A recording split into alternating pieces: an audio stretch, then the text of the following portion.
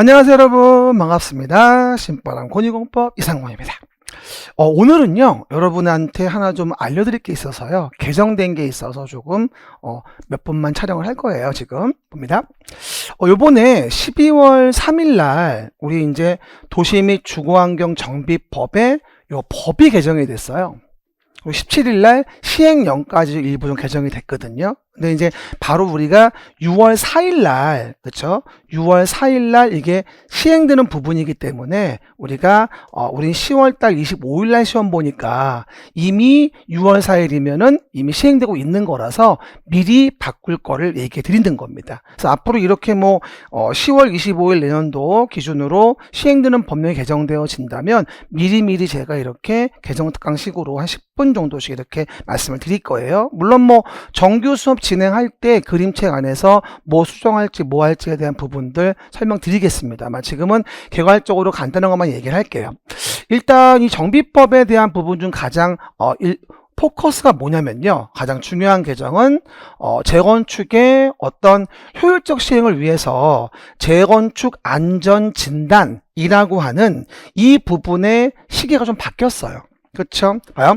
원래는 제가 이제 그림책 여러분에게 설명을 드릴 때는 뭐였냐면, 보통 정비 사업에 대한 부분의 재건축 안전 진단을 보통은 뭐라 했죠? 이런 식으로 정비 계획의 수립 시기가 만약에 도래했다. 시작. 정비 계획의 수립 시기가 도래했다. 그럼 예를 들어서 24년도 12월 달에 여기다가 정비 계획을 만들어서 구역을 정할 시기가 왔다. 그러면 이거를 진행하기 전에 무조건 재건축 안전진단을 먼저 해라, 원칙이. 그리고 안전진단을 통과해야지만이 우리가 다음 단계로 정비계획을 만들어서 구역을 정해가지고 사업을 진행할 수 있다. 이런 식으로 이제 파란 정부일 때 규제를 만든 내용이었었어요. 근데 지금 빨간 정부 되면서 재건축에 대한 부분을 독려하기 위해서 이 재건축 안전진단 시기를 무조건 거친 다음에 이걸 하게 되니까 3년이라는 허송세를 보내서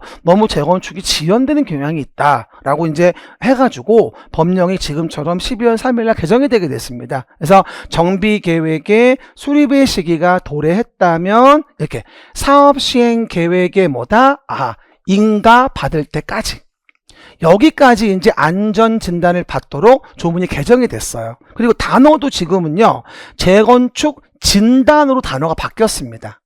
재건축 안전진단이 아니고요. 그리고 따라서 여기서 할 필요가 없고요. 뭐하죠? 정비계획의 수립식이 도래했다면 사업시행계획에 대한 부분의 인가 전까지는 안전진단, 재건축 진단이라는 거를 해야 된다고 좀 여유를 준 거죠, 여기까지. 그래서 요게 바뀌는 바람에 이제 여러 가지 관련 조문들이 조금씩 바뀌었어요, 사실은요. 그래서 포인트는 재건축 진단으로 단어가 바뀌었고요. 그러면 정비계획 수립식이 도래했을 때라고 한다면 사업시행 계획에 대한 부분의 인가 시까지 진단을 받으면 된다. 그리고 그렇게 진행할 수 있도록 시간을 벌 수 있도록 재건축을 독려할 수 있도록 요걸 좀 바뀐 거죠. 그래서 이제 주요 포인트 설명을 드리면, 첫 번째, 시장군수 등은 정비 예정구역별 정비계획 수립 시기가 도래했다면 사업시행계획 인가 전까지 재건축 진단을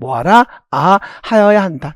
재건축 진단을 실시하여야 한다. 이제는 안전진단이란 말도 이제는 안 들어가죠. 재건축 진단. 그렇죠? 그리고 그것 때문에 기본계획을 수립하지 않은 지역도 정비구역 지정을 위한 정비계획의 입안을 요청할 수 있게 풀어주고, 그러니까 시기적으로 굉장히 옛날에는 딱딱딱 맞아야만 다음 단계 진행할 수 있었는데 이런 여유를 주고 있는 거죠. 그리고 조합설립의 추진위원회도 정비계획의 입안 요청, 입안 제한이라는 걸 이제는 할 수 있게 된 거예요. 과거에는 추진위원회는요, 정비구역이 정해져야지만 만들 수 있거든요. 근데 지금은 이것도 풀어줘서 추진위원회가 정비계획 입안 요청과 입안 제한을 할 수도 있게, 굉장히 많이 풀어준 거죠. 시기적으로. 아까 제가 정비법의 그림책 봤듯이 원래는 추진위원회는 어디예요? 구역이 지정되고 나서 해야 돼요. 원래는. 근데 이것도 뭐다? 바뀌어가지고 이제 추진위원회 자체가 이걸 뭐 할 수 있다? 요청할 수 있다? 제안할 수 있다. 라고 하는 부분이 가능해진 거라는 거죠. 그래서 이것도 굉장히 좀 많이 풀어준 거라고 볼 수 있을 것 같아요. 특히나. 그리고 뭐 토지주택공사, 신탁업자 등과 내용에서 재개발, 재건축이라는 거에 사업을 준비한다면 추진에 필요한 협약, 계약 등을 체결할 수 있는 특례를 만들어 줬고요. 그리고 협약, 계약 등이 체결된 경우라고 한다면 이런 경우 정비구역이 지정고시가 되기 이전에도 주민대표회의를 구성할 수 있다. 원래 조합이 시행하지 않고 일원자가 시행하게 되면 주민대표를 만들게 돼 있거든요. 근데 주민대표도 원래는 뭐였죠? 원래는 정비구역이 지정돼야만 할 수 있었어요. 구성을. 근데 이것도 시간 가니까 안 되겠다. 야, 구역 지정고시 이전에도 주민대표를 구성할 수 있도록 법 26조를 개정을 한 거죠. 그렇죠? 굉장히 많이 좀 동료책이 나왔다고 보시면 좋을 것 같아요. 정비사업 재건축 등에 대해서. 그리고 또 하나가 여러 가지 동의를 받을 때 요거 토지 등 소유자가 정비계획의 입안 요청, 입안 제한, 조합 설립 추진위원회 구성 중에서 어느 하나에만 일단 동의를 했다면 뭐가 되죠? 동의하지 않은 다른 사항에 대해서도 동의를 받은 걸로 간주한다는 법 제36조의 3이 추가돼 가지고 입안 요청, 입안 제한, 추진위원회 구성 만약 얘를 동의했다 나머지다. 얘를 동의했다 나머지다. 이렇게. 그래서 시간을 세이브할 수 있도록. 그래서 뭐다? 동의하지 않은 다른 사항에 대해서도 동의를 간주하는 걸로 새로 좀이 들어왔고요. 그리고 오랫동안 사업이 지연됐을 때 정비구역이 지정고시가 되고 나서 10년 될 때까지 사업시행 인가를 계획 인가를 받지 못하면 예전 조문에는 재건축 안전진단을 재실시하는 조문이 있었어요. 완전 지연되는 거죠. 그러다 보니 요번에 이 안전진단 재실시 규정도 완전 삭제했어요. 그렇죠? 현행법 131조죠. 그렇죠? 이런 부분들의 내용으로 중심으로 해서 정비법에 대한 법령에 대한 부분이 개정이 됐고요.